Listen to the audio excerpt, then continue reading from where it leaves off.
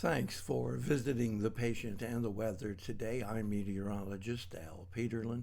This is a weather report for August 15th, 2026. We keep additional graphics at tpatw.com. We maintain a storefront on Amazon.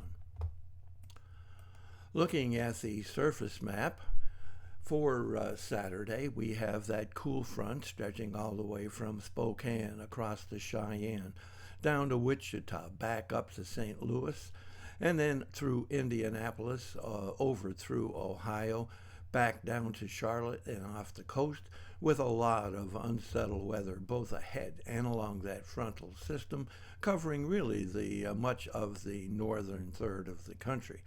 Otherwise, high pressure still flowing into the southern aspects of the country, blisteringly hot temperatures across the southern central plains, the south and southeast, and on the second and third day with temperatures like that and humidities overnight holding.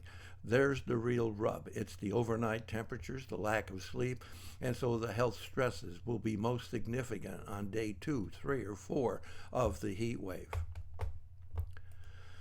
Looking at the vitality index, which is our measure of the individual weather elements that will have some impact on human health, and you can see that we have spotty impacts across the four corners, basically where showers and thunder showers are doing their thing in the warm temperatures.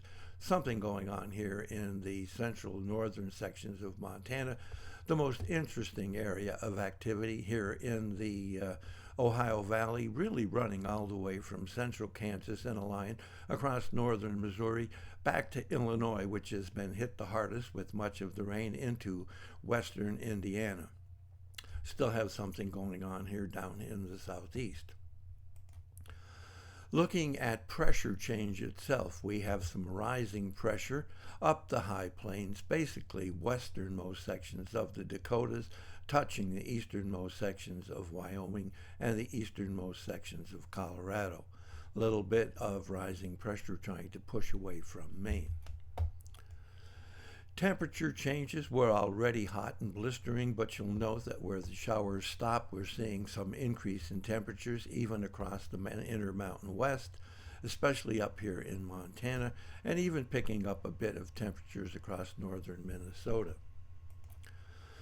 Dew point temperatures not showing any significant issue. We're really having a lot of moisture across the country. You can see that even better here looking at the vapor pressure map with significant moisture in eastern Texas. We have significant moisture up here into the Dakotas, up the high plains into the mountains of Rockies. And note the increase of vapor pressure here about the Great Lakes. So we have decreasing pressure here in Texas and Minnesota, the Dakotas, but in Minnesota it's an increase. Decreasing moisture here across the northeastern Atlantic. Looking at instability, again, much the same bad news. We're seeing that increase in instability across northern Missouri, Illinois, and Indianapolis, Indiana, the area hardest hit with the heavy rains and the showers and thunder showers.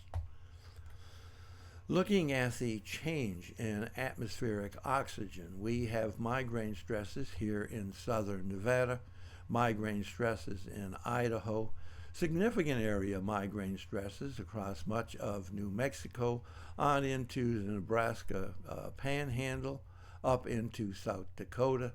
We have some migraine stresses in the southeast along the Florida panhandle, up into southern Alabama and across northern Florida. And then a little bit of migraine stresses, mainly across New Jersey, Long Island, and then off the coast back into Maine. Asthma and arthritis stresses here in Utah, in westernmost sections of Montana.